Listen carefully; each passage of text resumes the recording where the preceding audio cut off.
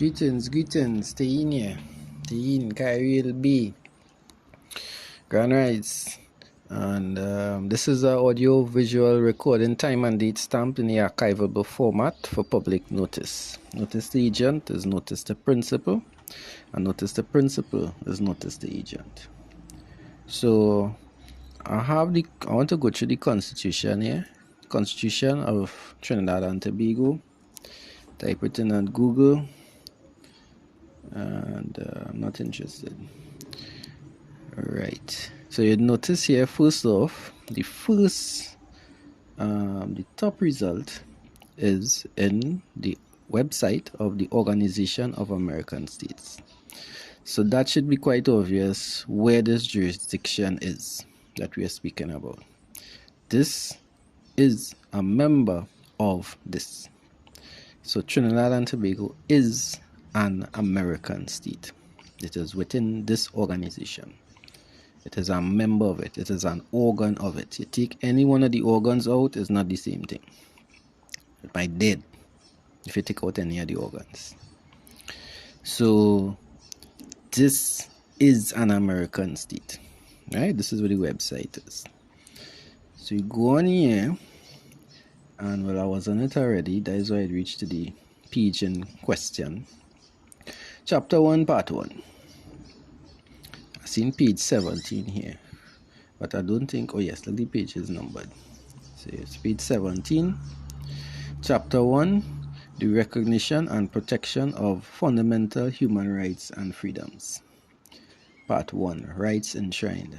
Number 4, it is hereby recognized and declared that in Trinidad and Tobago they have existed and shall continue to exist without discrimination by reason of race, origin, color, religion, or sex, the following fundamental human rights and freedoms, namely, the right of the individual to life, liberty, security of the person, and enjoyment of property, and the right not to be deprived thereof, except by due process of law. That is the only way your rights to enjoyment of property, security of person, liberty, life, the only way these rights can be deprived is by due process of law. You have another right enshrined, the right of the individual to equality before the law and the protection of the law. So although you have the right to enjoyment of property regardless of the law, you still have the right to equality before the law and protection of the law. And you see here that says equality, the right of the individual to equality before the law. So not because they are citizens who are registered as chattel slaves in a foreign private corporation enjoying a certain level of rights, it means that indigenous people who are totally out of bounds in relation to the law, because they're not being deprived of their rights by due process of law, although that be the case, they are still entitled to the right of equality before the law and the protection of the law. This is not me who write this, just to be clear. I didn't write this. We are reading this together. Alright? Reading this together. Part C. The right of the individual to respect for his private and family life. Respect for private life. The right of the individual to equality of treatment from any public authority in the exercise of any function. The right to join political parties and to express political views. The right of a parent or guardian to provide school of his own choice for the education of his child or ward. The right to freedom of movement. Now you can't say I have the right to freedom of movement, but then I have to get a driver's permit, and I get insurance, and I have to do an inspection, and I have to follow all these policies. Then my tint had to be this and this had to be that. No, then I don't have the right to freedom of movement. Right to freedom of movement means just that. Now, if they want to deprive someone of their rights, they may prescribe a process of law to get that done. But I am not partaking in that. Going on with the other rights here, the right to freedom of conscience and religious belief and observance, the right to freedom of thought and expression, the right to freedom of association and assembly, the right to freedom of the press. All these are rights. Fundamental human rights and freedoms. That is what I am reading here.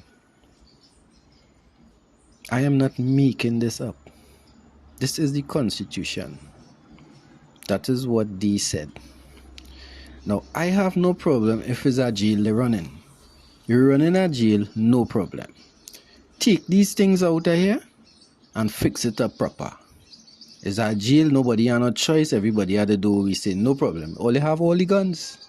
All they have all the guns, all the cages, all the bad boys, well, the biggest ones.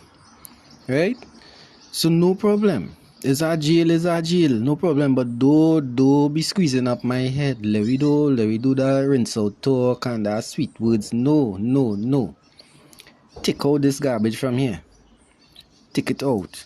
This do apply. The right of the individual to life, liberty, security of person, enjoyment of property, right. Take out that. Save the ink. You know? They're talking recently that they had to put the Constitution online in digital format to save paper.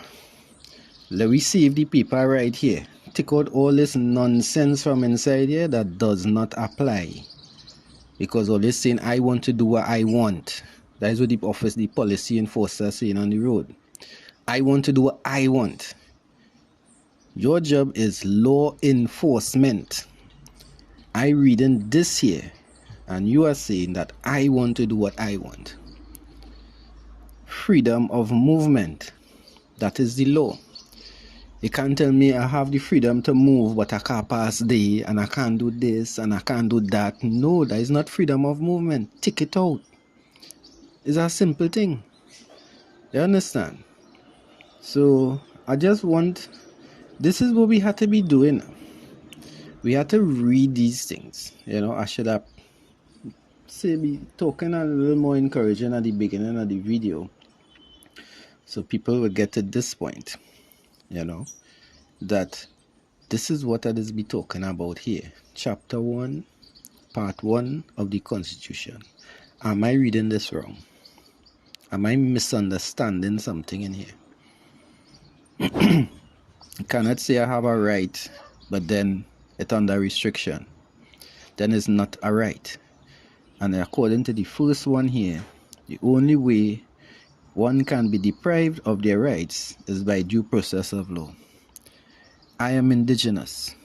Your law started in 1498 when you land here. That is when your law started, not before that. Before you land here, it wasn't your law. It was indigenous law, natural law. And I hear in a talk that, you know, a kind of mindset mechanism that is be bubbling around that anarchy will take place if people have these rights. Madness and chaos will take over. Crime would be rampant. You understand? It's the same thing they was telling we brothers and sisters in Africa, that they can't repatriate their statues and their paintings and their sculptures because them go mash it up.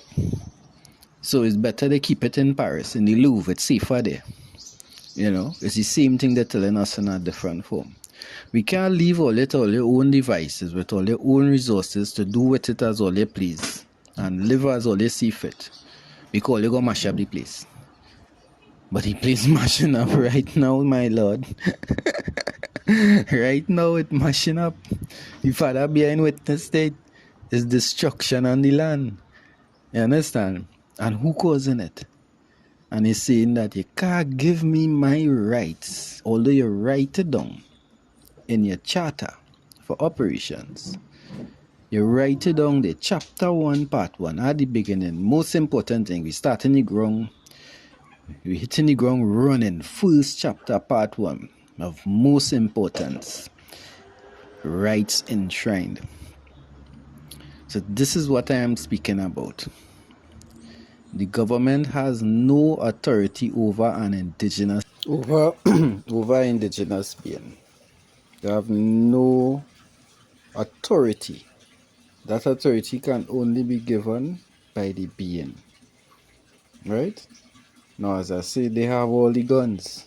So they could intimidate, they could lock me in a cage, they could do anything they want. They have the prerogative. Any action, a man can do anything he wants to do. It's once he is prepared to deal with the consequences. That is the only law it have. Once you're prepared to deal with the consequences, and I following the law.